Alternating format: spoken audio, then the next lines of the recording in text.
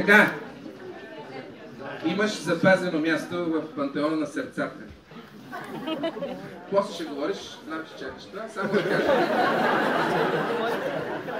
Той не гледа филма и тръпне, както ние едно време, просто честно ви кажа. Аз пратих парченца на сина му и няма да му е дал да гледа нищо.